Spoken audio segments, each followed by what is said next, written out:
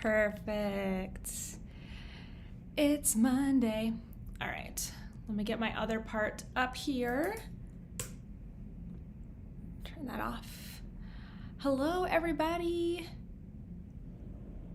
Oh, hold on, sorry. I'm going to there we go. I can only make comments on YouTube, so here I go. Over to YouTube to make sure everything is looking good. Good morning. All right. Hi, I see people starting to come in. Good morning, happy Monday. I've got on my Sock Week shirt from my Spreadshirt shop, Indecisive Crafter. So cute. Good morning, Courtney, listening while at work. Awesome. Where's everybody watching from today? How are your socks going? Good morning, Georgette. Good morning, Brenda. Make sure that doesn't come on. Hello, good morning. Good morning. How are your Sock Week socks going? I've got one pair cast on. Well, just one sock cast on that I did during our cast on parties. And I'm getting to my blue. This is probably my favorite color in there, is the light blue. And I have just started the red again. So I'm back to the beginning of my repeat. And I'm loving how it looks. Tia's Terrific Threads. Good morning from New York City. Oh, yay. We're literally in the same city. Good morning from Oklahoma. I'm most of the way through the foot of my pair. Wow, that's awesome. Good morning, Stacy. Slowly, I've had to start over. Oh no, what happened? What happened? Darn. Good morning from Canada. Good morning. Good morning. Thank you all so much for coming to join me this morning. Early, we're gonna be doing 4 live classes this week. One today, we're gonna do the cuff of a sock, cuff and, well, we'll see how much we get through on the cuff, but we're gonna talk about the cuff and leg of a cuff down sock.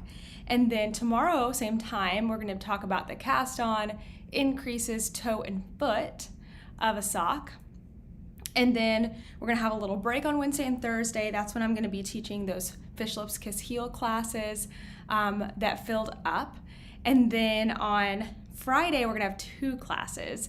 We're gonna finish up a cuff down sock in the morning. We're gonna do the toe in the Kitchener, and then we're gonna finish the toe up sock in the afternoon at 4 o'clock with the cuff and the super stretchy bind off. So, good morning, or good afternoon from Wales. Good afternoon, Joanne. It was my birthday yesterday, so I didn't cast on, but going to try to catch up today. Happy late birthday. Morning from Queens. Good morning from Florida. My husband says SOCKS stands for Silly Old Crazy Knitters. That's funny. Finishing up my heel this morning and getting to the gusset. Awesome. Not working on my socks quite yet. Have to finish my 2 granny squares. Knitting while sleeping and miscounted. Oh, darn it. Hey, Tracy from Chicago. Good morning from Germany, from South Dakota, from Alabama. Very rainy Boston. Yeah, we're supposed to get rain here later today. I have Kent on toaster duty at noon before the rain comes. He's already been out this morning and he is with us today, right here. Say hi, Toaster. He moved his eyes, but not much else. Somebody else had to start over several times too. Your first sock with fingering weight. Well, what are you having a hard time figuring out how many stitches, because that can be a challenge at first. Good morning from Ontario, Canada. Hi from South Africa. Hi everyone. So glad to have you here. I'm going to be giving away some Fish Lips Kiss Heel patterns later on, so don't let me forget. But we're going to get into our tutorial here in just a second. I haven't gotten to split it yet into 50 gram skeins, so I might actually do that with you. I've just wound up the 100 grams of the main color for the Suburban Stitcher yarn, and then I've got 2 contrast colors, so I'm gonna need your help figuring out which one to start with, because I'm kind of thinking I might do one as the heel and then one as like the toe and cuff. So yeah, you'll help me pick that out.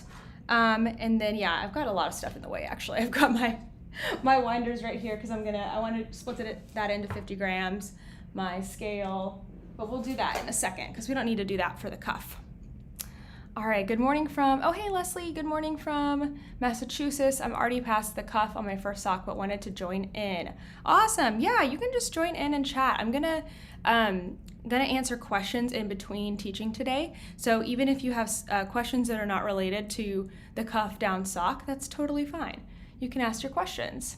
On the second sock, only 102 here in Northern California, lots of knitting time. Wait, only 102, is that the temperature? Phew. Good morning from New Mexico. I'm drinking coffee, trying to get through the heel and heel turn to start the gusset. Hi from Manville, Texas. Good morning from Pennsylvania. How do we sign up for your Fish Lips Heel class? I'd love to join in. So the Fish Lips Kiss Heel class is already full for this time, but I am going to be doing more classes and stuff like that in the future. It's going to be a couple months down the line. I'm working on developing everything right now, so stay tuned. There will be more opportunities.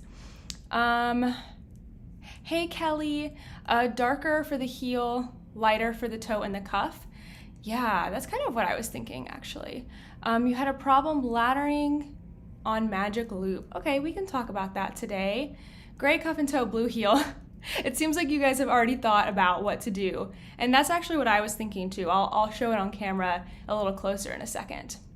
I restarted. I tried it on, it was too small. Luckily, I was only 40 rows past the cuff. Oh, bummer, I'm glad you tried it on. Hi from Nova Scotia, I have to go make a cup of tea, then I'll be back. I know my coffee maker will like randomly turn off. I haven't really figured it out yet. It's like, must be a setting or something, but sometimes it turns off like right away. Sometimes it'll stay on for 2 hours. I don't really know, but I went to get more coffee and it had turned off, so I just hit the button again to let it start heating back up. I'm only on my first cup of coffee. So I've got a little bit left. Good morning from California. The Shark Week yarns are so pretty. I had to pick up the Moonglow kit and the Suburban Stitcher. It's gorgeous too. Yes, they're all so amazing. I say alternate which one you use. On one sock, use the blue for the heel and the white for the cuff and toe, and for the second, swap them. Ooh, that's a fun idea. I like that idea, especially because I think they're 10 grams, and so I don't want to run out. I mean, I don't think I will. Like, I think 10 grams is enough to do like any 2 parts of the contrast, right? Oh, more people from New Mexico.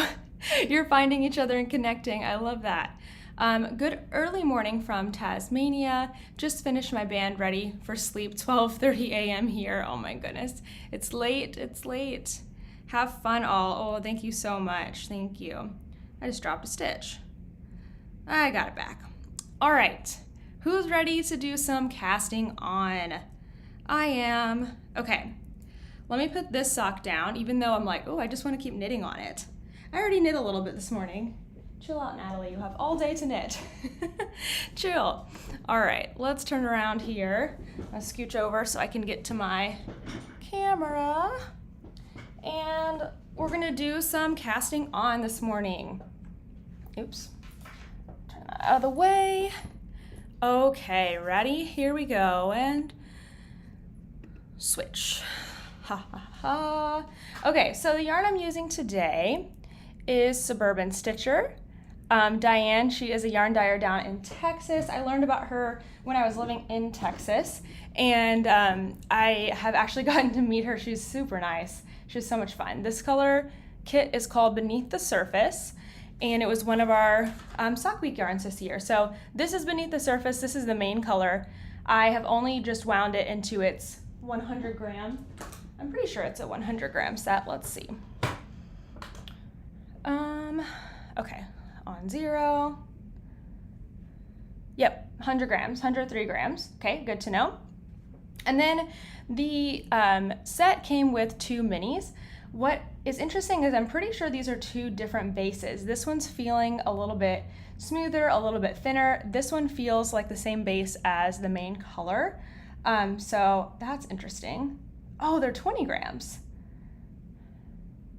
Okay, great. So these are 20-gram minis, which means I have plenty if I even wanted to use one color the entire time. So I've already seen some suggestions, but what do you think I should do? Here's the main color. I'm just gonna do vanilla socks here, so nothing special. Should I use this one? The like silvery color? There's lots of options here. I could use a silvery color for the whole thing. I think I don't want to do that actually. So you know what, let me just cancel that out. I want to use both minis, but it's more of a matter of how to use it. So I could do two things. I could, oh my gosh, there's so many combinations. Well, I could use this for like the heels and toes, and then use this one for the, cuff and toes, and this one for the heel. It's kind of what I was thinking. Or I could do the opposite. I could do cuff and toes, and then this one for the heel. Or like somebody suggested earlier, I could do opposites. We're just gonna make a little Mickey Mouse right there. What am I feeling? Again, this is a little thinner, so I worry about if I switch the socks that it will change things. So I think I might want to stick to using just one for cuff and toes and one for the heel. What do you guys think? Hey, Alana. Okay. You're using Suburban Stitcher. I did 3 rounds and cast on with the dark and then switch to the light. I'm doing the light on the heel and heel turn and the dark on the toe. That's really fun. So you use both in the cuff and then one for the heel, one for the toe. That's awesome. Will this be available to view later? I want to try cuff down again for my next pair. Yes, this will go up on YouTube after this. Yep. Can someone remind me, is it one sock or one pair? It is one sock. That's the challenge for the week, one sock. You will see a lot of people attempting a pair if they feel like they want an extra challenge, but only one sock is required. All right, let's see. I'm addicted to your yarn cozies. I've already done 6. Oh, thank you. Having fun knitting on my sock. Love Suburban Stitcher sock set. So pretty. Yes. Okay. Stripe the socks and reverse the colors with the second sock. We are not striping, just because of time, but that does sound like a really fun idea. Let's see, silver cuff. I like the lighter for the toe and cuff, darker for the heel. That's kind of what I'm thinking. Silver on the toe and cuff. Okay, good. Yeah, that's what Courtney just said. Okay, silver on the toe and the cuff. Good morning. I feel like I'm such a chaos knitter. I don't even own a scale yet. Oh, that's okay. I didn't have a scale for a really long time, but once you have one, you will use it all the time. I like this one a lot. It's like just big enough to put a cake on. But if you're trying to weigh a skein, it's a little harder because like, here, I'll show you. I mean, I guess this is true for all the scales that I own because they're not quite big enough. But like I tried to weigh this the other day and it kept like falling off. I know you can get something and put it on top and like use the tear button, but I just didn't feel like doing that. But yeah, I really like that size. It's a good size and it's nice and lightweight. Okay, cuff in blue, heels and toes in silver. Okay, that's an option too. Silver as the cuff, blue heel and toe. You could also do the gray for one sock and blue for another. Totally. Blue for the heel, silver for the heel turn. I got through both cuffs and started the legs on my son's sock, getting a head start on my Christmas knitting. Yay. What type of heel are you doing? I'm gonna do the Fish Lips Kiss heel. That's a good question. I'm gonna do a short row heel. I love your camera setup. Thank you. I'm so happy with it. It's like the best thing ever. Seriously, it's all right here, all set up all the time. I can just be like, all right, let's do some teaching. Good evening from Japan. I prefer the silver. Okay, awesome. Oh, hi, Natalie. Your name is Natalie too. If the lighter is not as thick, I would use dark for the heel. Jacqueline, that's exactly what I'm thinking. This is just a little bit different. So I think that that's what I'm gonna do. We'll start it today with this yarn, the silver for the cuff and toes, and I'll use the blue for the heel. And it's a really subtle, like it's gonna be very subtle, right? Whereas this is gonna be more of a contrast. So I think that will be fun at the, beginning and end of the sock, and then something a little more subtle in the middle. All right. It's settled. I just use my kitchen scale. Yeah, I have another, same brand, I have another scale that's like circular round, and I use it to weigh food, and I use it to weigh mail, and I use it to weigh yarn. I use it for everything. I challenged myself with striping and a contrast heels and toes for my very first set. Wow, good for you. Target has a little kitchen scale that's tiny and fits in my knitting bag. Oh, that's great. I have a kitchen scale that I use for postage. Would that work? As long as it can measure in grams. If it only does ounces, probably not, but if it can do grams, then you should be fine. I just use my regular kitchen scale, yeah. Hi from California, I'm new to your channel and I still consider myself a new knitter. Well, welcome. Glad you're here today. All right, shall we start? I brought out 3 of my blue mini 20 gram yarn cozies to put on here. So, which one are we feeling? I think we'll do this one. No, wait, we'll do these 2 because the other one was super green. Well, wait, there's kind of like a little bit of this teal in here. I don't know if the camera can pick that up, but there's like speckles right here and it's this teal color. So how about we do that? We'll do this and we'll do this. Okay? Mini yarn cozies, because these, okay, I wound these really fast, can you tell? I was like winding them up this morning. I didn't do a very good job of winding. My fault. All right, so I'm gonna put that into the yarn cozy. There we go, that's ready to go. Cabled yarn cozy, we'll put this one into a yarn cozy too, just because I'm not gonna be using it all up at once. I don't want it to come apart since I caked them. No wonder they caked really well. I was like, wow, these are really big for 10 gram minis. Hello, Natalie, they're 20 grams. All right, that one's ready for later. And let's get started. It would be helpful if I had some knitting needles, don't you think? I'm gonna be using my favorite sock needles, which are the Chaigu red lace needles. You can get them at your local yarn store a lot of the times. If you can't find them at your local yarn store, I would suggest going to my friend Kay's shop. She's a crazy sock lady. You might know her. She has started to sell these needles. You can grab them from her. I use well, of course the sticker is on top. These I actually got last minute on Amazon because I needed them in like a super rush. But these are a US 1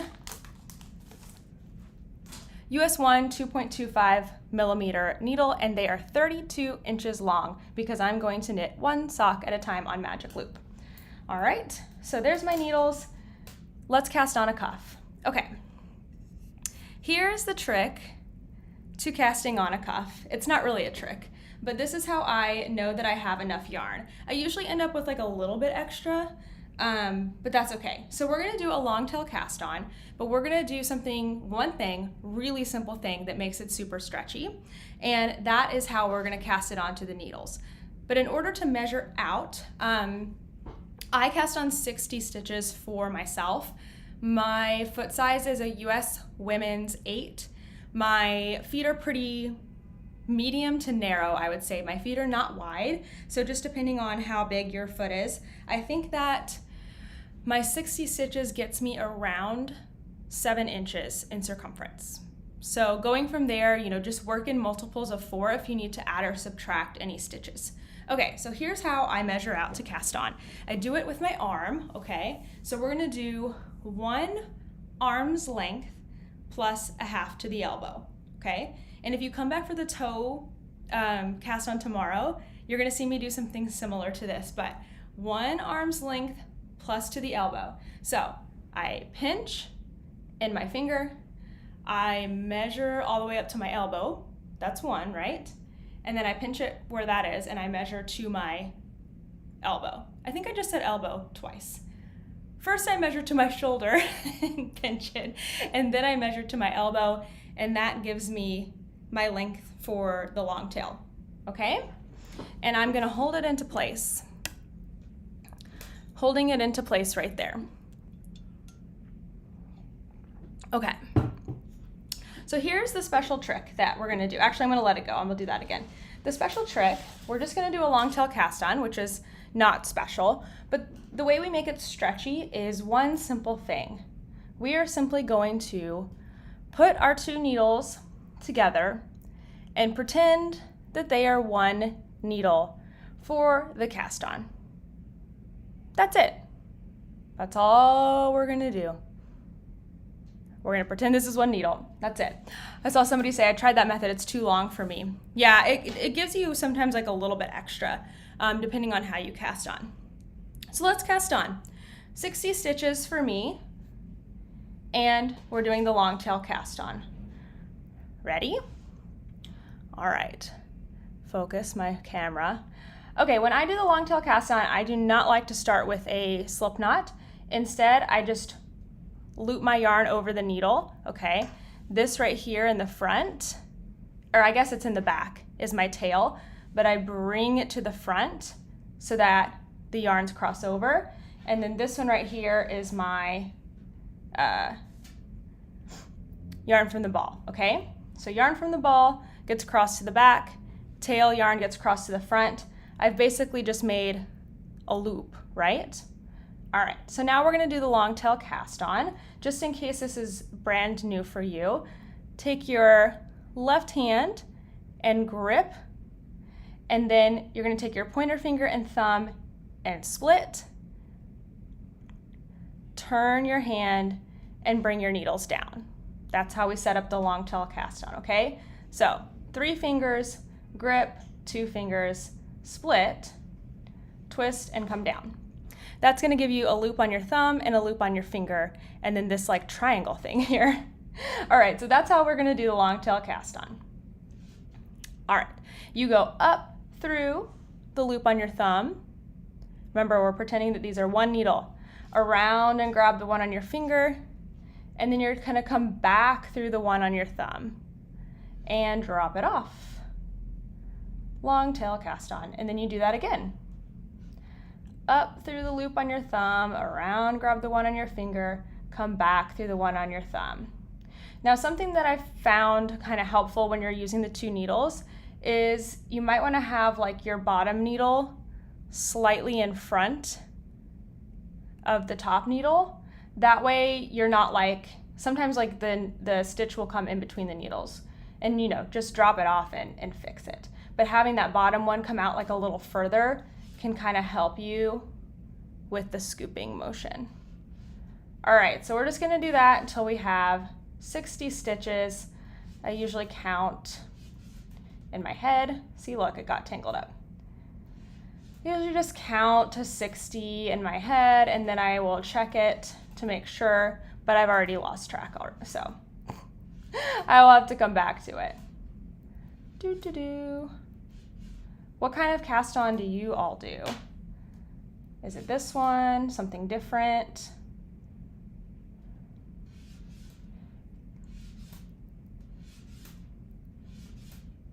All right, let's see. I know I'm not at 60, but let's see. 5, 10, 15, 20, 23. All right, speed it up. 5, 6. I don't want to count out loud like too much because I bet some of you might be counting right now.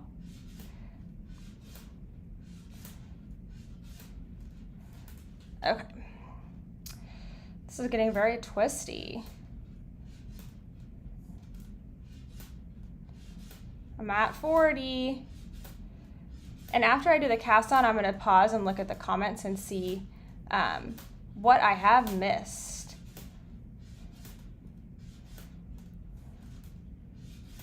All right, 50. Come on now. Twisty, twisty, twisty.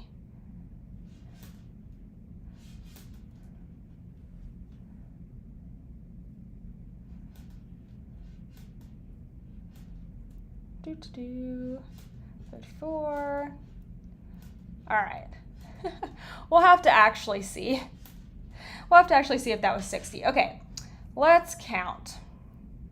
I like to spread my stitches out to count them. And you'll see it started to go onto the cord.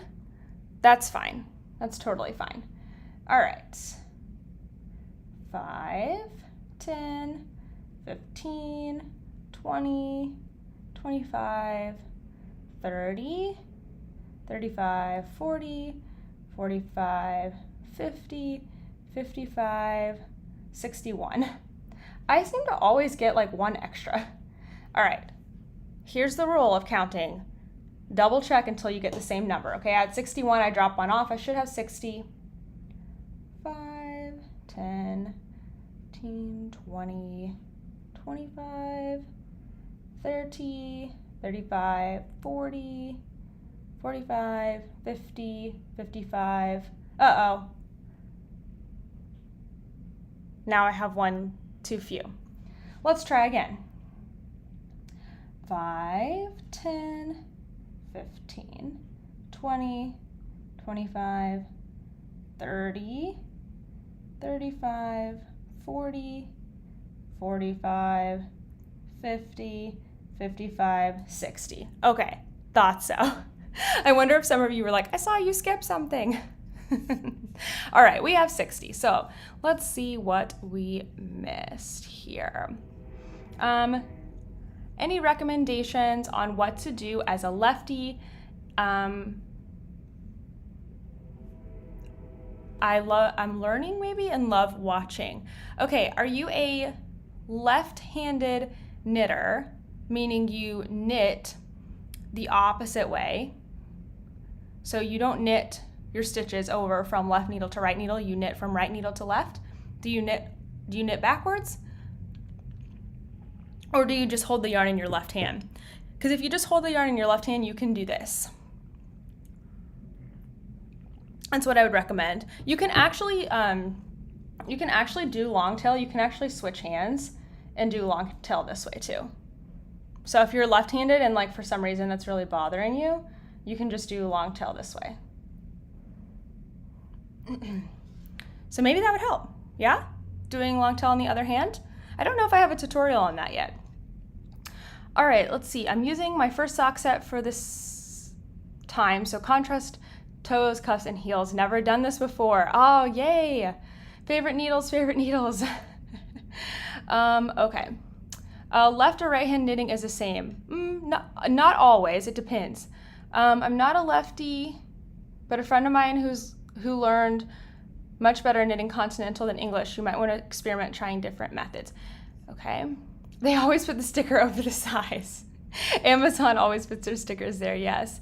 I found I like 40-inch needles when doing one sock. I think that's just because what I learned on. Oh, that's totally fine. Do what's comfortable for you. I tried that method. It's too long for me. Oh yeah, I reread that. So this is what I have left as my tail. I know this is really, really light, but it's probably like a 12-inch tail. So I don't know. I like having a long tail to weave in. You can always just like tie it up, or I have those little end minders. So, you know, if you want to adjust that way of casting on, that's fine. I started following your tip for casting on over 2 needles last summer, and it works great. It's always stretchy enough. Oh, that's good. I used the single yarn double knot cast on. It's a short tail, so no extra tail or running out, and it's so much stretchier than anything else I've ever tried. Oh, awesome. I love the twisted German cast on for cuff down. Stretchy, but doesn't flare at all. Good. Let's see. I've modified and now I only measure to my wrist, not to the elbow. Okay, that's great. So you can do an arm's length and a wrist. That'll work. All right. You just cast on your toe-up socks today. Awesome. Slip knot. Oh my gosh, I love it. I love it. Looks like a lot of you use the German twisted cast on. That is awesome. Definitely do that. Am I the only one whose yarn starts to untwist when casting on? Probably not. You saw that mine was twisting. I think it just kind of depends on the yarn and how you hold it. My yarn untwists too. See, you're not alone. Got a lot of knitting done yesterday. My poor family got leftovers for dinner. Oh my gosh, they're fine. At least they didn't get takeout. Even that would be fine. You could cast onto a larger needle, then knit back to the preferred sock needle. Yeah, I like to put a stitch marker halfway. That helps me a lot. Oh, good tip, good tip. Okay, I didn't see any questions about this particular method, so let's keep going. So we've cast on the number of stitches that we need for the cuff. Now what we're gonna do is pull out one of these needles. So just kind of start to push one down, hang on to one of the tips here, and pull out one of the needles. So the reason that we cast on over 2 needles is so that we could have a nice stretchy cast on that was still even. You could achieve this with a larger needle if you want. but it's really hard to make your cast on loose and consistent, if that makes sense. Like if we had just done this over the one needle, but we're trying to make all of our stitches very loose and stretchy, that's really hard to do. So you can see there's actually space underneath all of these stitches. They're nice and loose and stretchy, just a regular long tail. If you like German twisted, you could do that too. I think it would work out just the same. All right, so now I'm gonna go ahead and get my cuff started, but I need to figure out what kind of ribbing to do. So after so many people were talking about twisted ribbing, I think that's what I wanna do. I think I wanna do a 1x1 twisted rib. What do you guys think? Would that look good? I think a 1x1 twisted rib would look really nice, and then transfer into this and do stockinette. What do you think? I think that would be great. So here's a little magic loop. Semi-mini tutorial, I guess. So you've cast on your stitches. Now we need to divide in half for magic loop. So you're going to slide your stitches down to the cord and you're going to count to halfway. I've got 60, so I'm going to count to 30. If you're counting, pause. Pause, because I'm going to count out loud. All right, I've got 5, 10, 15, 20, 25, and 30. Okay, so I've counted to halfway. Now what I'm gonna do is this little bit of cord, I'm gonna grab onto it and I'm gonna pull it out. So I kind of bend the cord and then I'm able to pull out a loop. All right, pull, pull, pull. We want both sets of stitches onto the needles. So I'm gonna push them onto the needles and then we're gonna get them all sorted out because we don't want them twisted, right? Oh, I'm sitting on my foot, so I need to rearrange. Okay, so I've got my stitches split in half. I should double check here in a second. I've got my stitches split in half. Half are on the front, half are on the back needle. You can see I've already put the needle that has the working yarn in the back, okay? So now I need to get all my cast on edge pushed into the inside, okay? So my cast on edge is all on the inside, meaning it's between my two needles and nothing is twisted here in the side. That's important, right? Because we don't want to, our instructions will always say join in the round without twisting.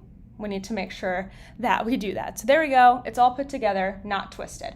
Okay, so now what I'm gonna do is I'm gonna let the cast on edge fall to the bottom and I'm gonna hold my needles in my left hand, just in my left hand on its own. All right.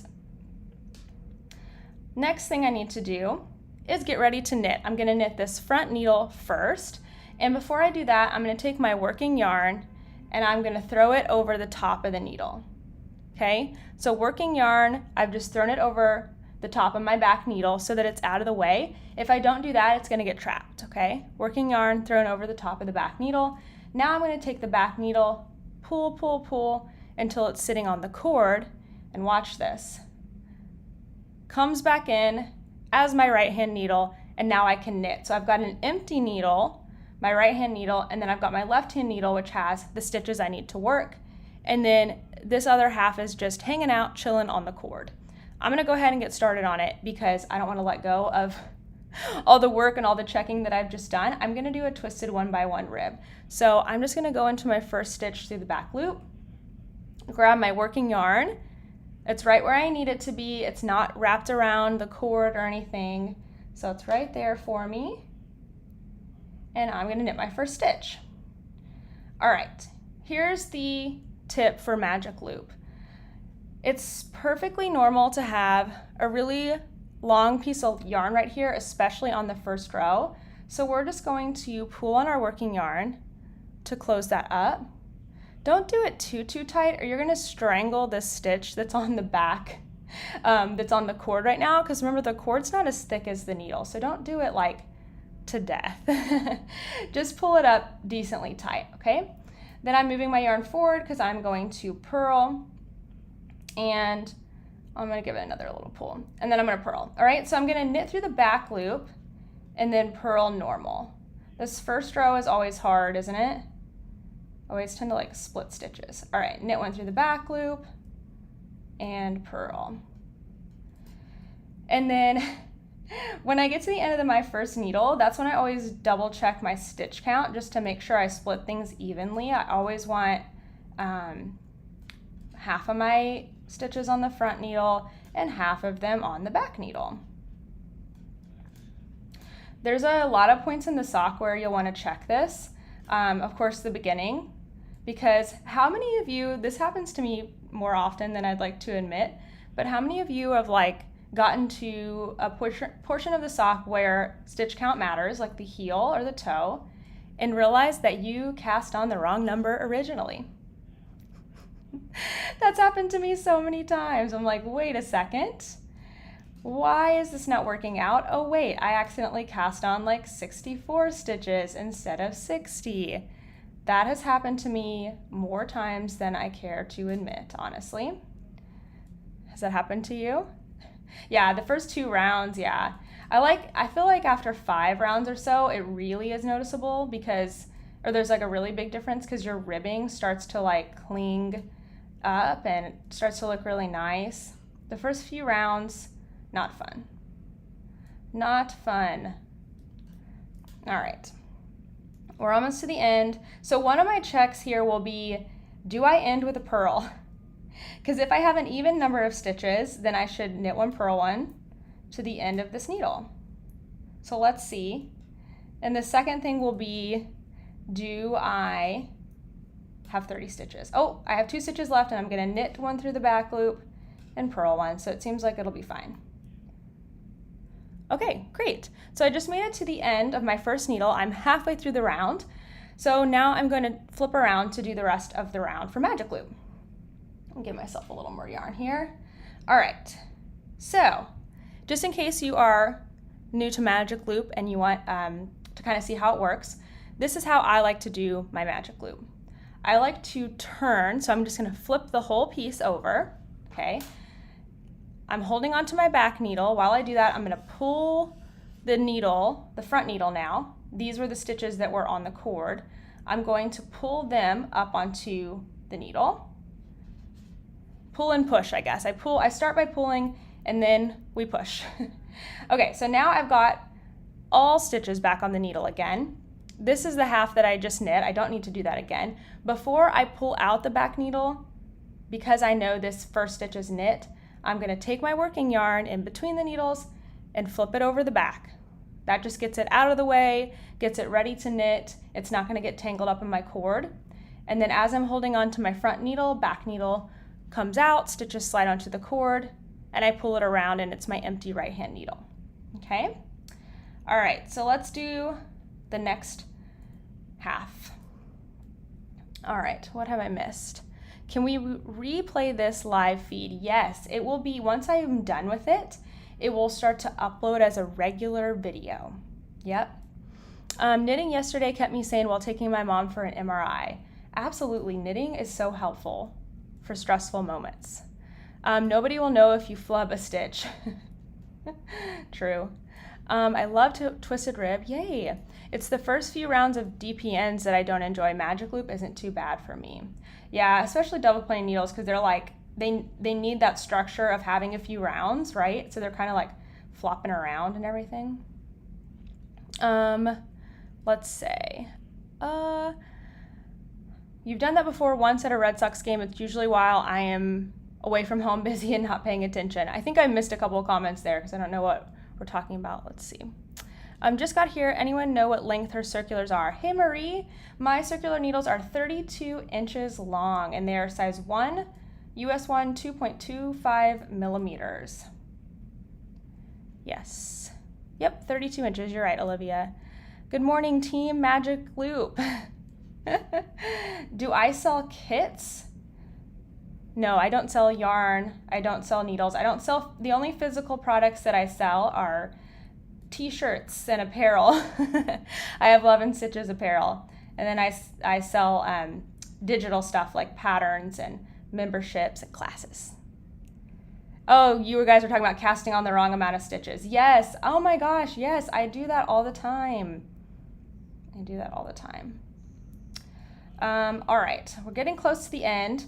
Okay. So magic loop people, sometimes the last few stitches on your first round will kind of look like this. See how it almost looks like I've twisted my round? That's because I had to pull real tight here at the beginning, and so my final stitch is kind of getting pulled over, but don't worry, it's not twisted. It's fine. And actually, even if it was twisted, you can fix it on the first round. If you ever, this is a lesson that I've done before with my membership, but if you, I hesitate to even say this, if you don't want to untwist your stitches before joining in the round for anything, like if you have a lot of stitches, you don't have to check. You can check after the first round and you can fix it. Don't tell anyone I said that. Okay, so yeah, so here's my last stitch. It kind of was getting like pulled, but once I actually get to it, you can see I've got like a long strand in between. It kind of looks like loose and sloppy because it is until I work it. And then I kind of pull on my tail, and there we go. Okay, so many people get worried about this little strand going by. It's okay. Don't stress about it. It's totally natural. When you weave in this end later, you can kind of fix that, okay? So don't worry about it. All right, we're gonna flip. I'm gonna go ahead and put my yarn over the back, pull the front stitches up onto the needle, pull the back needle out, and we're gonna do twisted rib again. I want to share one more tip about magic loop, and then I'm gonna go back to looking at the chat. In magic loop, to help prevent ladders, you want to pay attention to your second stitch, okay? So work your first stitch like normal, and then before you go to your second stitch is when you're gonna pull tight. If you pull tight before you work the first stitch, it's not gonna be very helpful because as you work your first stitch, it just kind of loosens up, okay? So work your first stitch like normal, don't worry, then give a tug, pull, bring your yarn to wherever you need to and work your second stitch. That is going to anchor and hold on to the tightening that you did so much more.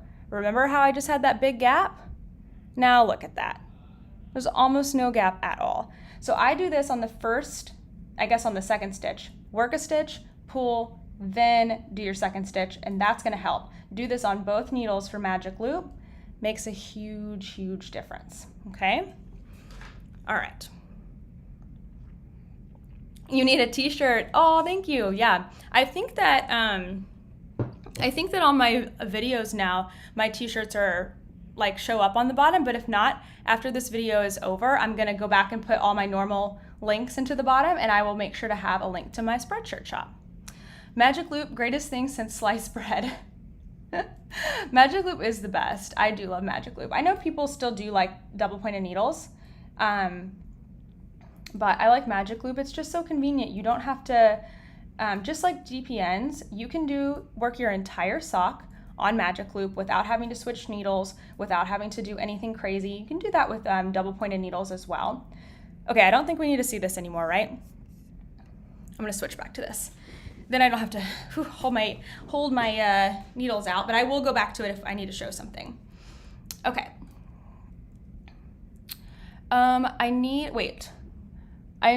Wish I enjoyed magic loop more. I'm a chronic needle loser, so I buy a lot of DPN sets. Yeah, it would be helpful if you liked magic loop because then you are less likely to lose a needle, right? Because one's always into your knitting. Please explain that magic. I know, I need to do a tutorial on that. It's a really good technique, little tip. I have so many tricks. What exactly are ladders? So ladders they can be different things. Like sometimes they're the spaces in between where you've changed your needle, and they kind of look like ladders because they're like little rungs, little more spaced out between your stitches. Sometimes people are talking about them just in that they are like the ridge that's created between needles of magic loop 2. My ladders, I would say, here, let me show you this. This is a pair of socks that I finished recently, earlier this week.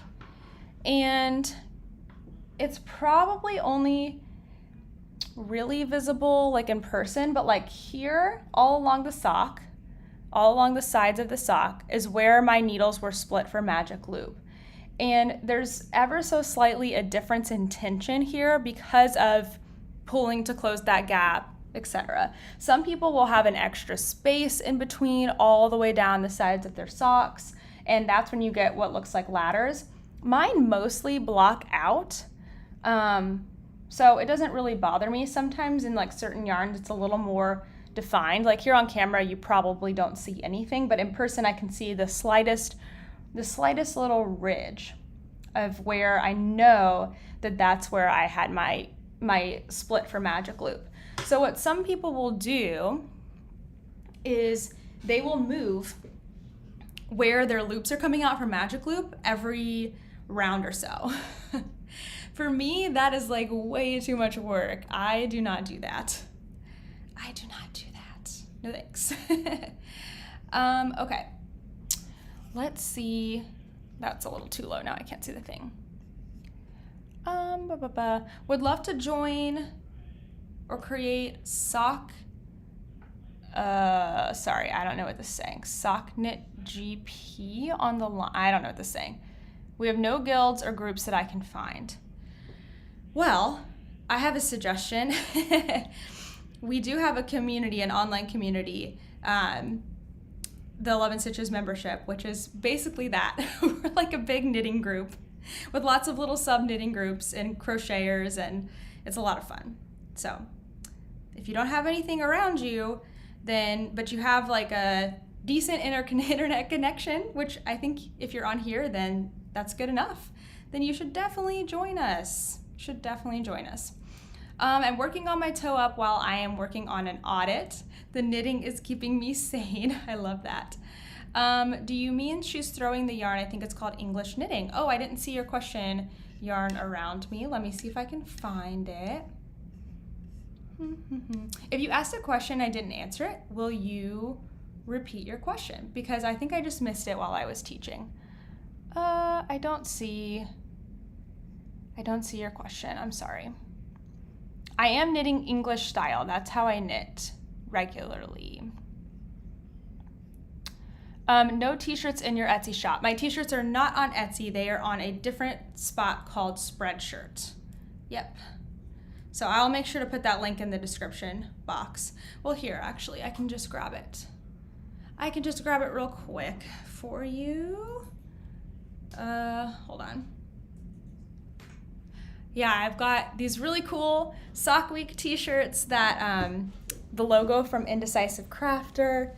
They're so cute. These are only going to be in the shop through the end of Sock Week, and then they are going to go away. So if you want one, make sure to grab one. And there's lots and lots of different styles. Okay, here's that link for all the t-shirts. T-shirts and mugs and different stuff like that. Let me put that in. There we go. Okay, let me move back around here. That'll make things a little easier too. All right. If your stitch is twisted, you can knit it through the back loop and it will be untwisted again. No, not really. Was that a question? If your stitch is twisted, you need to undo it in order to get rid of the twist. If it's untwisted, it needs to be normal. You can knit it through the back loop. If it's twisted already and you knit it through the back loop, it's going to be twisted, like double twisted. It will be super, super twisted. Okay. Let's see. Hi from Poland, hi. I use double pointed needles and love them. My Hiya flyers are coming tomorrow. Oh, that's great. I'm a magic loop girl as well. Passed out toaster is cracking me up. I know, isn't he the sweetest? He's so sweet. Let's see. How many Sock Week socks do you have so far? This is only the second sock that I have cast on. Just the second one. I tug on the second stitch and I do not have a ladder issue. That's so good. Good. Oh no, I thought they'd stay for a while. I can't get one until payday. I know they're only going to be there for a limited time. Will you be doing a live stream every day around this time for this week? So not every single day, but most days we have something. So tomorrow I'm gonna be at the same time and we're gonna do a toe up sock. And then on Thursday, I'm gonna be later in the day because I'm gonna do a live podcast. So that's at 1 p.m. And then on Friday, I'll be back at 10 a.m. and we'll do, let's see, 10 a.m. will be the end of the cuff down video. So we'll actually do the toe of a sock. And then on Friday afternoon at 4 o'clock, we're gonna do the cuff of a toe up sock. And all of this information is on my Instagram. It's saved under the Sock Week highlight, and it's also on my website, knittynatty.com. Finish the toe, working on the foot. Now I need a cuff down sock, right? Yeah, do it. Oh my gosh, should we put Toaster's t-shirt on? Yeah? Should we do it? You must twist your stitches weird then. Yeah, now I'm kind of interested on how you do that. How do you knit? Are you a continental knitter? I'm always curious about stuff like that. Man, these twisted stitches on the first stitch are hard to do. Hi from Maryland, hi. Hoping to start my first ever knitted sock this week. It's a bit intimidating. I know, it does seem really scary, but Elizabeth, have you knit like a hat or anything before? Because if you knit a hat, that's pretty much how a cuff down sock is started. It's just ribbing and then stockinette stitch. You can definitely do that. I'm making shorties for Sock Week, so I'm on the heels. I'm doing 2 at a time, but they are men's, so the foot will take a while. Absolutely. I need that toe up live stream. I cannot seem to get the hang of casting on for the toe up. We're gonna do it tomorrow at 10 a.m. And if you can't wait, I do have a tutorial already on the toe up sock. Yay for toe up, I need more practice. Yes. I'm working on socks, but not for Sock Week because I just found out about it. Well, it's not too late to join in if you want to start a new sock. Or if you want to start a new sock, because you do have to have cast on Sunday or later. Put his t-shirt on. You'll do it next year. Awesome. You can still come and hang out and do all the fun activities. Like, honestly, the rules are just for prizes. So if you're just knitting socks for fun and want to just come join in all the events, that's more than fine. More than fine. Hey, Toaster. You want to put your t-shirt on? Oh, I need to wind up I need to split this. You want to split this together? Let's put on his t-shirt. You want to put your t-shirt on? Really? Come here. Let's put this on. Get up. Oh my gosh, he's so lazy. Come on, get up. How does this go on? Ready? Stand up. Stand up. Stand up. Come on. There we go. My goodness. You don't have to get all the way up. You can lay right back down. Ready? Other foot. There we go. Our little Sock Week mascot. Okay, go back to sleep.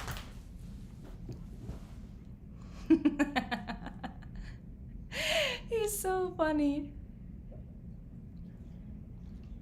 All right, you can lay down now.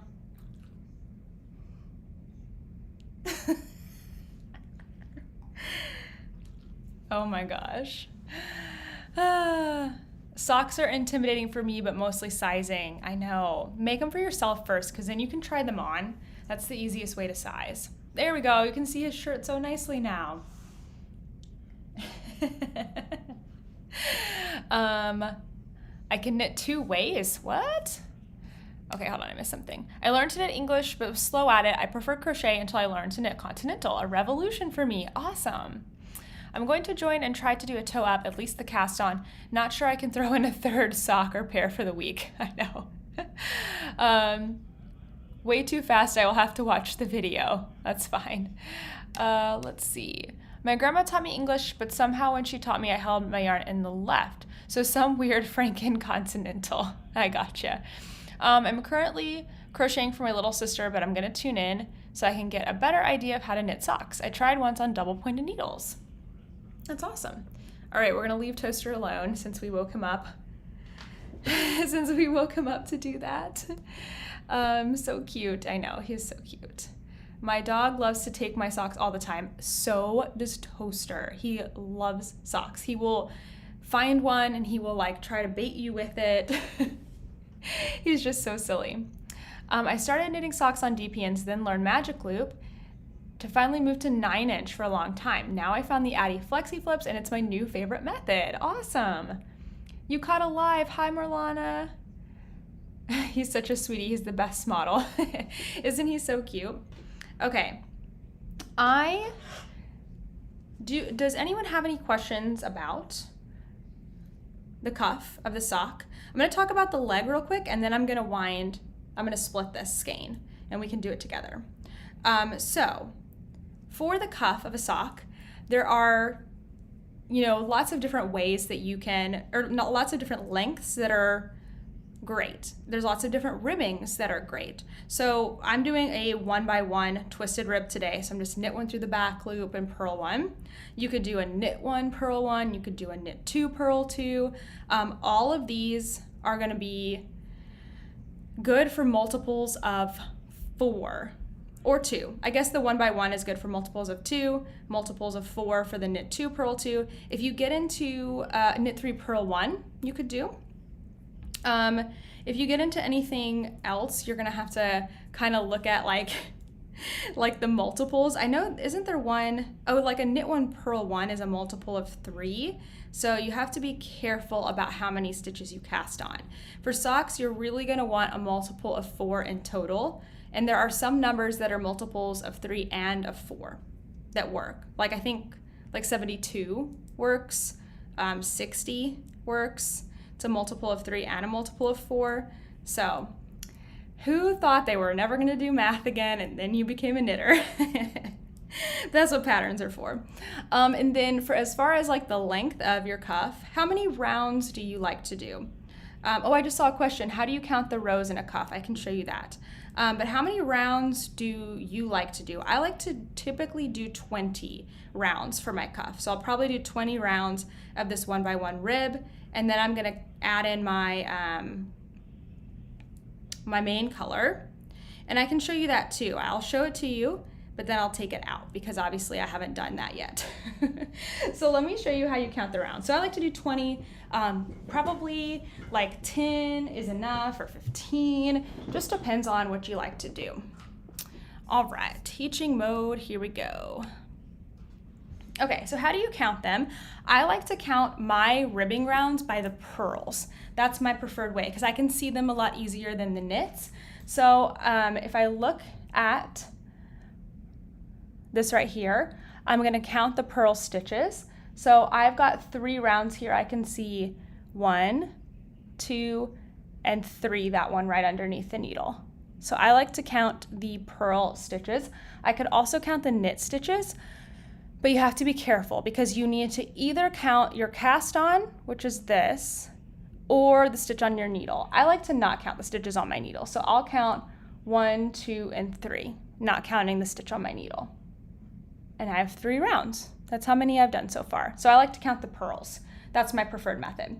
Okay, so let's just pretend that I've done my 20 rounds and I'm gonna join in the main color here just to show you how I do it. I have one last little trick for you today, and that is this beautiful thing called knitting over your ends.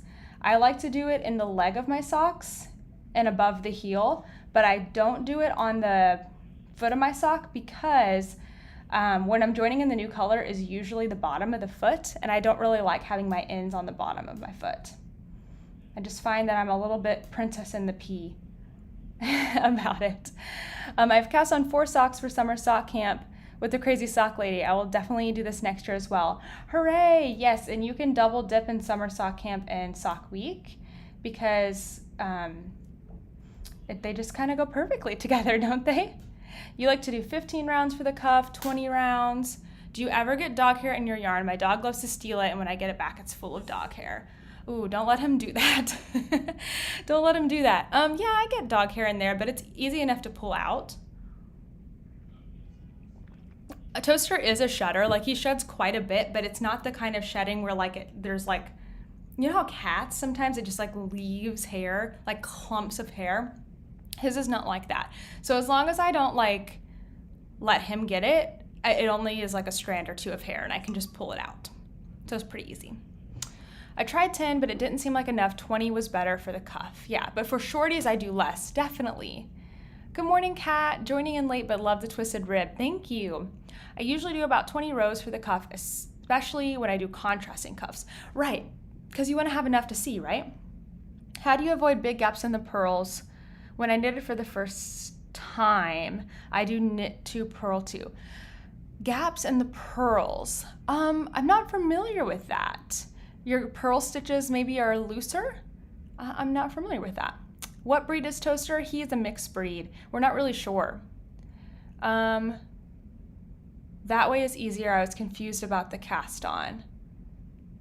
Sorry? Do you mean like looking at this is easier? I did this for the cast on too, but maybe if you weren't here yet, this video will be up after. I normally do 15 to 20 rounds for the cuff. Good. Got my Moonglow yarn all ready to cast on. Woohoo! I do 14 rounds for me, 16 for the kids, and 18 to 20 for the husband. Dog hair, people hair, everybody's hair gets in my yarn. See, that's what bothers me most, is getting my hair in there, because then I usually don't notice it for a few stitches and I have to unknit so I can get it out. Oh no, I have to run to my meeting. Maybe I'll just leave this on in the background. We won't tell on you. Put a headphone in or something. How do you hold your yarn? Like when I'm knitting, I'm an English knitter. I hold it in my right hand. Why the name Toaster? It is from the Brave Little Toaster, which is a children's book and movie from the 80s. My daughter has a husky and he looks like a buffalo when he sheds his winter coat. Yes, yes. What do you do for shorties? For shorty socks, I like to do, if they're really, really short, I like to do 8 rounds of ribbing and 12 rounds of stockinette. And then I go into my fish lips kiss heel. And that's like a no-show shorty, 8 and 12. Okay, so let's just pretend that I have done all of my cuff knitting, and I'm gonna go onto the leg just because I want to show that to you today. So I would cut this yarn. I'm not gonna do that because I'm not actually done with it, but in theory I would cut that yarn, yes? And then I'm gonna join in my main color. All right, so I've got my main color here. This is almost like a little too bright. Let me try something, hold on. I guess when I hold it up, it's all right. Okay, so let's get ready to join in the main color. All right, so I'm gonna go into my first stitch. Now I'm just gonna be knitting because it's stockinette, so just regular knit. When I join in a new color, I just like to loop it over my needle, leaving a tail, okay? So what is all of this? I need to rework this skein of yarn before I actually use it. It's a little messy right now. Okay, come on now. All right, here's my main color. I just like to loop it over my needle. So I usually grab the tail in my left hand and I just literally loop it over the needle, just like that, okay? I just loop it over my needle. It's already in the stitch, and then I pull it through. All right. Actually, I kind of like to do it the other way. I always forget which way I like to do it. So hold on, let me try that again. Get back on there. Okay, try again, because I find that it goes like, it's like untwisted if I do it that way. Okay, so let's hold the working yarn in my left hand, the tail in my right, and loop over. Let's see how that looks. Is that the same? If you see what I mean, it's like an open stitch here, but I can just fix it on the next round. So let's not worry about that right now. If you're like, what's she talking about? Don't worry. Don't worry about it. Okay, looped and we're ready to go.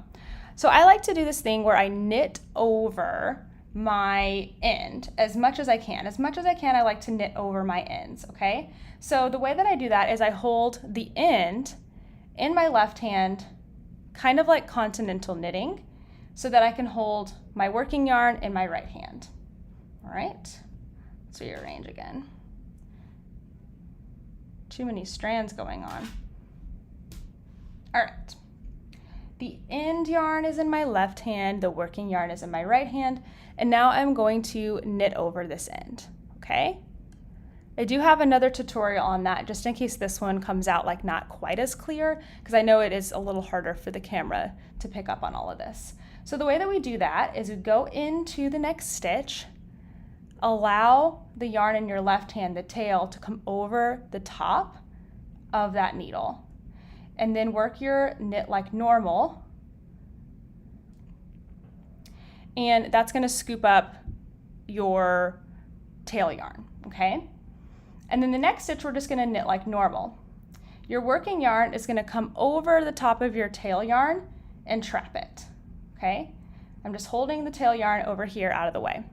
And then we repeat that. So now I go into the next stitch, I loop my tail yarn over the needle, knit like normal, and then I knit the next stitch without doing anything special. So we alternate. One stitch where I loop the tail yarn over, knit. One stitch where I do no looping. This is going to be a little harder if you're a continental knitter. So basically, again, I do have another tutorial on this that uses thicker yarn, so it'll be a little more clear. But you just alternate back and forth. And what that does is it weaves in your end as you go. It traps your end underneath the color change right there. And it's so convenient for so many things. So for my leg, I'm just going to knit to my heart's desire. I'm going to do a 40 rounds. So I like to do a 60 round cuff. Again, this is not 60 rounds, but I will get to it. And then a 40 round leg. And I will use my light bulb stitch markers to mark every 20 rounds. This is my first round of the leg, right? Because it's in a different color. So I don't need a marker there because I can count from there 20 rounds. And then I'll put a light bulb stitch marker in the 20th round and then count 20 more from there. That's how I like to count my stitches in rows. And I leave those markers in until I make the second sock so that I can make sure to repeat that. So that's it for the leg, the cuff and the leg. Those are all my tips today. All right, let me see what I missed. Can you show how you tension your yarn? Yeah, I can show how I hold the yarn. I love the brave little toaster. How do you take care of your ends? I'm a crocheter and weaving in on crochet is pretty straightforward, but I've been playing with changing colors and knitting now. I do it a few different ways. I mean, this is just one of the ways. It's really convenient. But for my socks, I do it differently for the top of the sock. I do it differently for the bottom of the sock. So that might be something I will have to show on Friday when I'm finishing up socks. How does that sound? I can show that then. How do you weave in the tail into the cuff nice and neat? Yeah, I'll show that too. Because what I like to do is basically, I take the tail and the cuff and I will use it to kind of like close up the gap here, and then I'll weave it in on the inside. I didn't know if you count the cast on row. You don't need to count the cast on row, at least in this instance. Let's see. To avoid gaps in the purl when doing 2x2, for your first purl stitch, wrap your yarn around clockwise instead of counterclockwise, which is how we normally do it. This is for English knitting.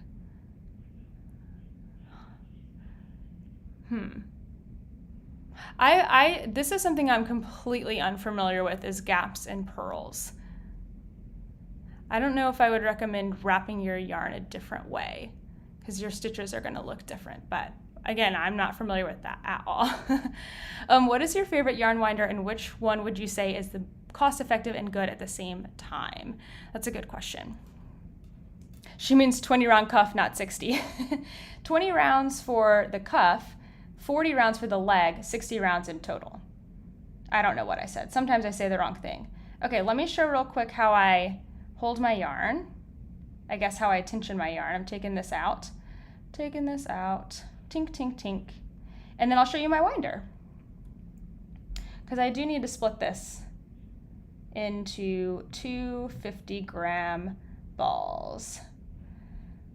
Today I'm gonna be knitting on socks like all day in the different shivers and stuff, so I need to have my socks ready to go. All right, goodbye main color. All right. So the way that I hold my yarn is not fancy or delicate at all. When you stop to think about it, it's hard to think. So let me do a couple stitches first. There's that pull after the first stitch, and then you do your second stitch. That will anchor it so you don't have ladders. Okay, so the way I hold my yarn is I have it gripped underneath my pinky and ring finger. I have my middle finger kind of helping me out a little bit with tension, sometimes my ring finger, but I think mostly my middle finger. I kind of have my thumb and pointer finger free to hold onto the needle. So yeah, so I use my middle finger to move the yarn. Yeah, that's what I do. I grip it between my pinky and my ring finger, and I use my middle finger to move the yarn, and I use my thumb and pointer finger to hold the needle. I guess that's just kind of what's developed over time for me. That's what makes things comfortable. And at least that's what I'm doing now for my ribbing. That's how I do it. Okay, I'm learning so much from this live of yours. Thank you. Maybe I can brave knitting socks in the future. Totally. You totally can. Do you ever knit with commercial sock yarn? What's your favorite? I've tried Knit Picks Felici and it's so fluffy, almost like mohair. Really? I've never tried the Felici before, but I have used the Knit Picks, not Stroll. Yeah, Stroll. I like the Stroll. It's a little thicker than like indie dyed yarn, so you might need a larger needle size. But I do like the Knit Picks Stroll. I also like, what's it called? Like Opal and Regia. They're scratchier, but they're all right. But I'd say the Knit Picks is definitely the softest, for sure. Okay, my favorite winder. So I've had only 2 winders ever. I have had a plastic ball winder. I think it was probably $40 or so, $30-$40. And I had it for a while. And it did me really, really well, but it couldn't wind larger skeins. It also was just like it didn't have gears, so every crank you did was like one rotation, which made it take a long time to wind. So now I have this one, and I'll show it again like big, but I just want to show it under here. I have the, I'm trying to do this without like knocking the camera, Fiber Artist Supply Co. They are in Ohio, I believe, so they're made here in America. They're about $120 or $30, so definitely a higher price point, but a much better quality.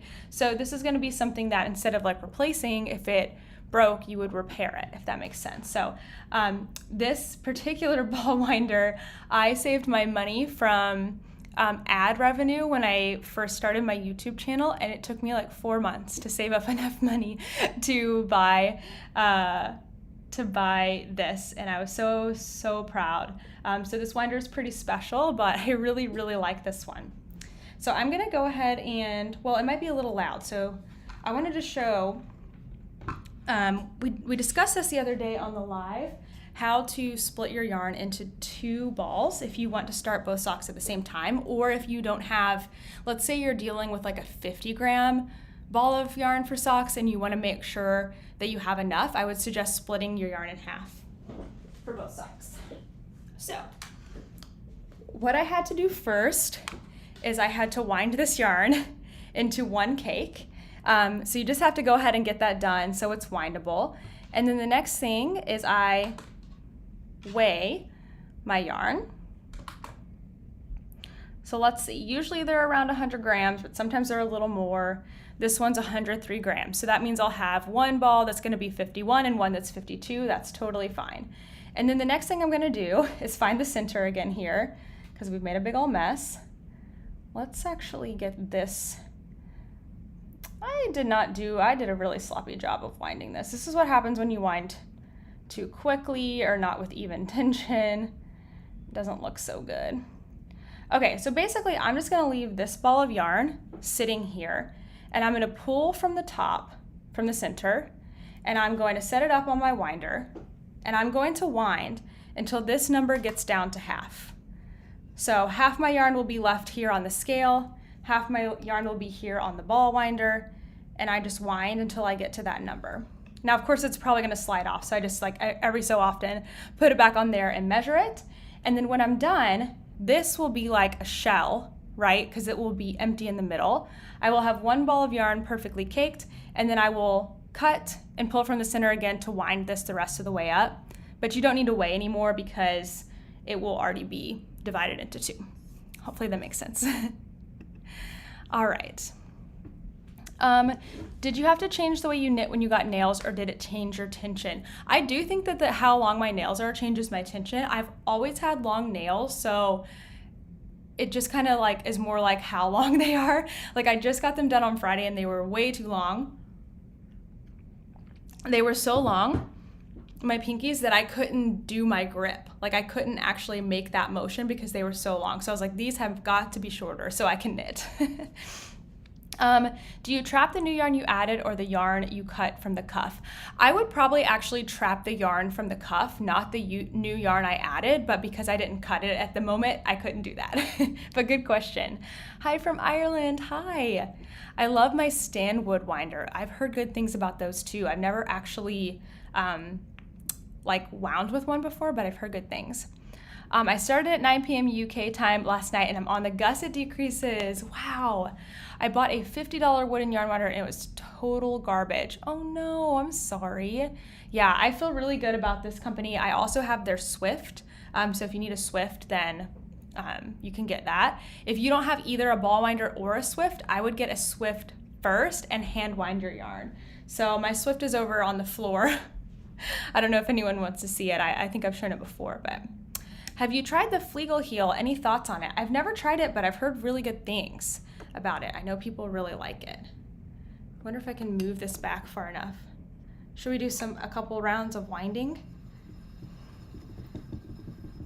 It's gonna rattle everything. Okay, I wound this so tight. Come on, Natalie. What are you doing? What are you doing?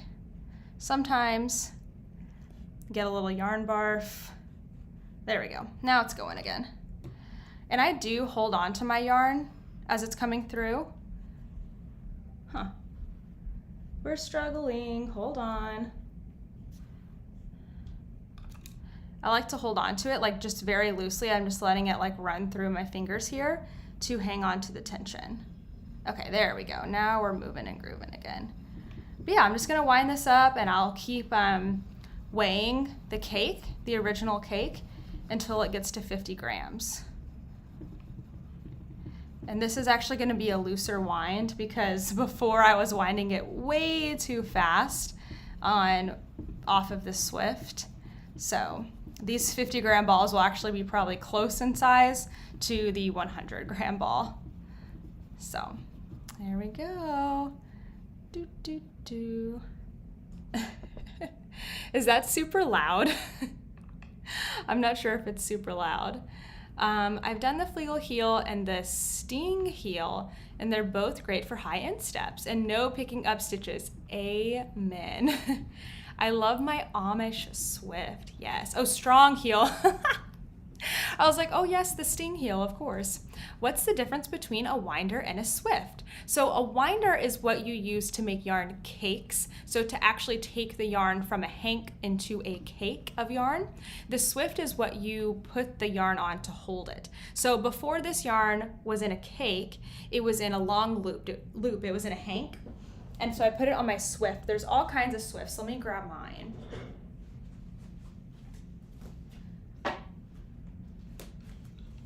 Here's mine. and it's an well, it's an Amish swift, but I'd like to find a better word for that. Mine is a little different. It's still from Fiber Artist Supply Co., but I got it a long time ago. So they make it a little different now. It's like a square base with a ball bearing, so it's a little sturdier, but this one still works great. And you put your hank of yarn around the pegs that are here. And then I just make sure my ball winder and yarn are on the same surface. Usually I sit on the floor, and then this just spins with the hank of yarn on it. And this is something my friend Rebecca made me. It is just a piece of foam with a slit in it and a hole. And so I put it on here, and that's what I do with the other end. There's one end feeding into the ball winder and one end here so that it doesn't get trapped. You can also use like a chip clip or something. And there's all kinds of different ball winders. Like we had at the yarn store that I worked at, we had a cage, like a squirrel cage ball winder that is tall, and it has like 2 drums that spin. Good morning from Fort Worth, Texas. Slow morning for the last day of vacation. Awesome. Oh no, your computer died joining on your phone. Can't hear the winder at all. I have a Stanwood winder and Swift and love them. That's awesome. I think I bought a bundle from them on Etsy for a pretty good price. Awesome. I hold mine too as I wind, otherwise it's way too loose. Yeah, and that's when you can get it like, you know how it'll sometimes drop down? Like actually what's happened here, where I've got all of this mess. That's because it like jumped on the ball winder, and that's because I was winding too fast. It's quiet. Oh, good. Not loud at all. My husband is my Swift. Perfect. You have an umbrella Swift. Oh my gosh. So one time, maybe a couple times, I had incidents on umbrella Swifts, and so I am just terrified of, ow, I just hit my nail. I'm terrified of them. I don't like umbrella Swifts. So you're never gonna hear me recommend one, but they are perfectly fine. And you can put them away, which is nice. So what happened on the umbrella Swift is I was winding something, and I guess I didn't tighten the part underneath the umbrella enough, and it collapsed, and the yarn collapsed, but it was like still in motion. So it like was still spinning, and it was just a horrible tangle. Sometimes your wine bottles to wind your yarn. That's smart. That's smart. Yeah, when you're on like vacation or something, you have to have a solution to wind your yarn, right? Okay, let's see where we're at. So here's how big my yarn is on the ball winder. So now I'm going to weigh. I don't think I'm quite at 50 yet, but let's see what we're at. All right. Oh yeah, so I got, oh, you can't see that. 66, or 60, yeah, 66. So 16 more grams to go. So I'm getting really close. All right. Great idea to keep the other end from getting involved while winding yarn. Yes, so many times it got wrapped around the gear. Ugh. All right, you guys, we're gonna start wrapping up. I'm gonna go take a little break before we get into our shivers for the day at noon. I'm so excited for all of Sock Week. Any more questions on sock cuffs or anything else sock related before I sign off for the day? We're gonna be back here tomorrow to do the toe, to do a toe up sock. Hopefully you got a few tips today. This is much different than just a straight up tutorial, just very casual chatting. We're gonna do the same thing tomorrow. Courtney says I sit very strangely and use my knees as my Swift. Yeah, that's great. No, I mean, there's no like I think that's awesome. Here like a train. Oh, uh-oh. Oopsie. 48. So what I'm gonna do is I'm gonna slowly go backwards here. Try to add some more yarn into it. I mean, it really is probably fine, like as long as they're close. Let's try to add some more yarn. Do. Come on now. Try to at least get 1 more gram. Come on.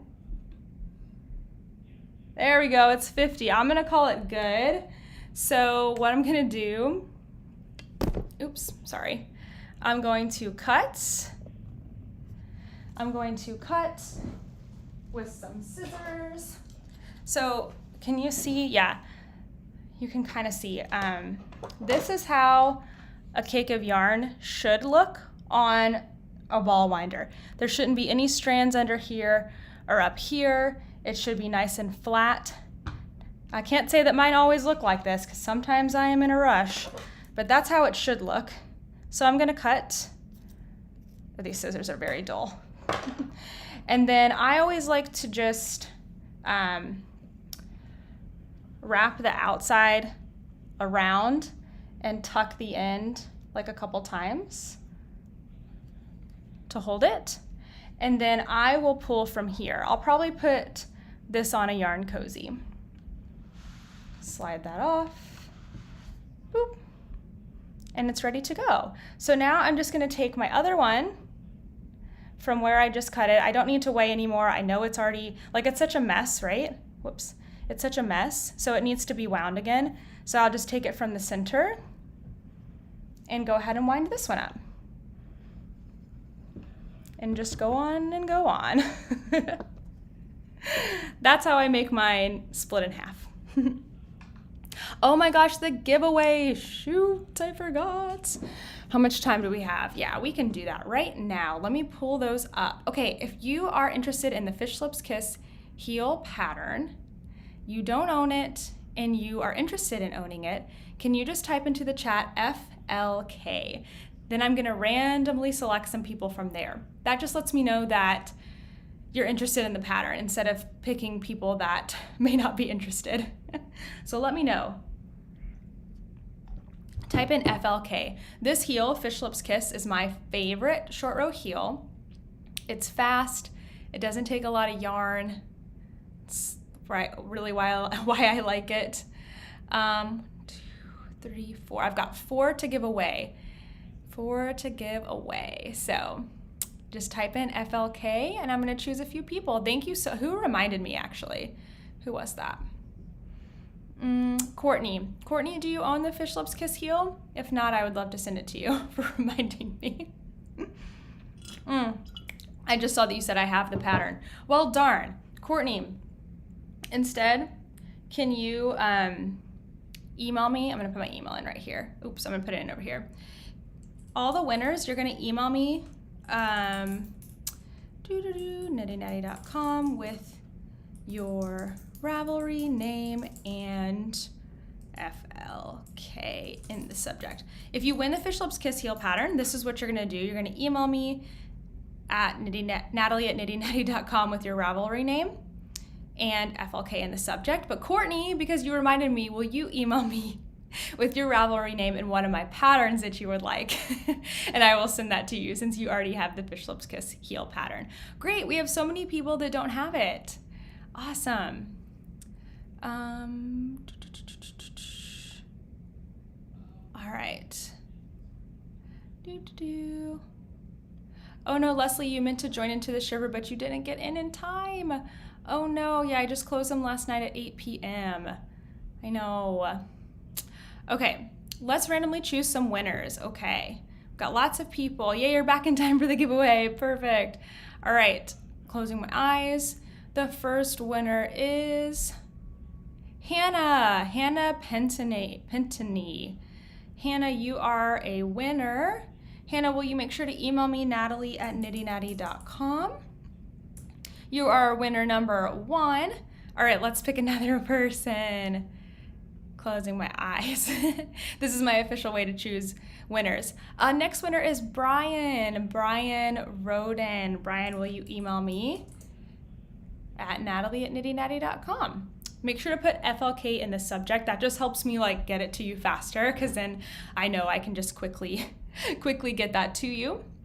Oh, I forgot to say, these are on behalf of my the people that are in my Fish Lips Kiss heel class that already own the pattern. They decided instead of getting a refund for $1, they would donate the pattern instead. So we're supporting Socks Therapist. She's the pattern designer. So I am gifting you the pattern through Ravelry here.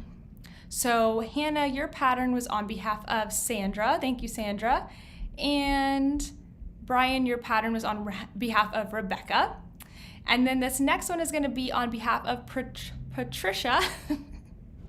Oh my goodness. All right, let me choose one more. Oh, we got two more winners here.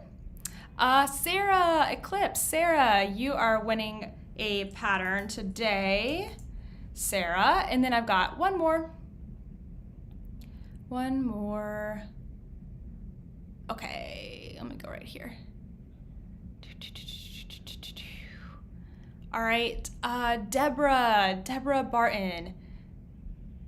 Okay, Deborah, I'm like, wait, I recognize that name. Probably because we're doing something else together. Deborah, you are the winner of the Fish Lips Kiss Heel pattern. Okay, so Hannah, Brian, Sarah, and Deborah, if you'll make sure to email me, and also Courtney because you reminded me. And Deborah, your pattern was on behalf of Michelle. So send me an email. I'll get those patterns out to you a little bit later today.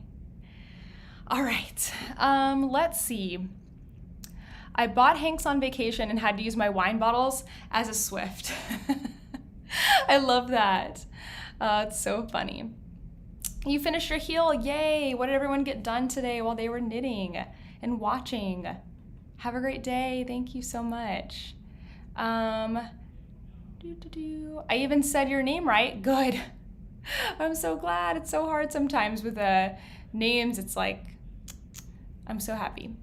I used the trick of using a small hair clip for the outer end when I finished winding the ball. Ooh, great idea. Great idea. How do I purchase the pattern? If you want the Fish Lips Kiss Heel pattern, you can find it on Ravelry. It's $1. It's a great pattern. You remember? Well, that makes sense, doesn't it? Let's see. Yeah, just $1. Super great. I love my wooden umbrella Swift. Awesome. Yay. Okay, great. All right, you guys. You almost finished. You finished toe decreases. Awesome. Great. That's wonderful. I got a sock cast on. Cast on 3 rounds, and I'm winding up some yarn. So I'm doing good, right? I've got my second sock underway. I finished my audit and a few rows on my toes. Good. I'm impressed you can do auditing and listen and knit. That's very impressive. Very impressive. Well, I will see all of you at one of my other live streams. I'm going to be on here tomorrow at 10 a.m. doing the toe up sock. And I will be then back again on Thursday for a live podcast. And it will be like a lot about socks because I'm knitting on socks this week, but it will be a regular podcast. So yay, I'm so glad. I hope you got something from today, even if it was just some company. It's always fun to do these live. Great. All right. Thank you, everyone. This will be up later if you, well, it should be up pretty soon if you did not get to see the beginning of it.